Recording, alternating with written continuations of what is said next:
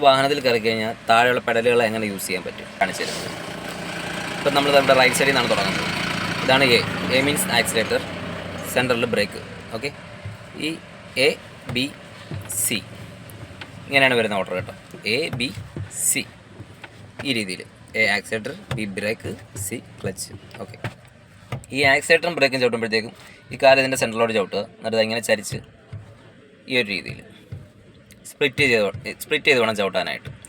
പലരും ഇങ്ങനെ കാലം എടുത്ത് മാറ്റി ചവിട്ടുന്നുണ്ട്. അപ്പോൾ അതൊരു തെറ്റായ രീതിയാണെന്നാണ് ഞാൻ മനസ്സിലാക്കിയിട്ടുള്ളത്. അപ്പോൾ ഈ ഒരു ആംഗിൾ ചവിട്ടുകയാണെന്നുണ്ടെങ്കിൽ നമ്മുടെ പെഡലുകൾ മാറിപ്പോകത്തില്ല, കാലയിൽ നിന്ന് മാറിപ്പോകത്തില്ല.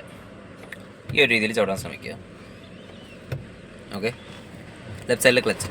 ഈ ക്ലച്ച് ചവിട്ടുമ്പോഴത്തേക്കും എന്ത് വേണം, ഈ കാലിൻ്റെ ഈ അറ്റം, വിരലിൻ്റെ അറ്റം ഈ ഭാഗം വെച്ച് ചവിട്ടുക.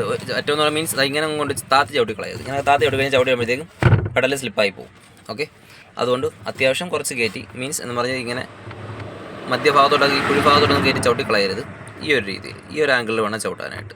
ഈ ഒരു അറ്റത്തോട്ട് ചവിട്ടുക, ഫുള്ള് ഇതാക്കുന്നു, പയ്യെ ഇങ്ങനെ പൊക്കുന്നു. ഓക്കെ, വീണ്ടും ഫുള്ള് ഇതാക്കുന്നു, പതിയെ പൊക്കുന്നു.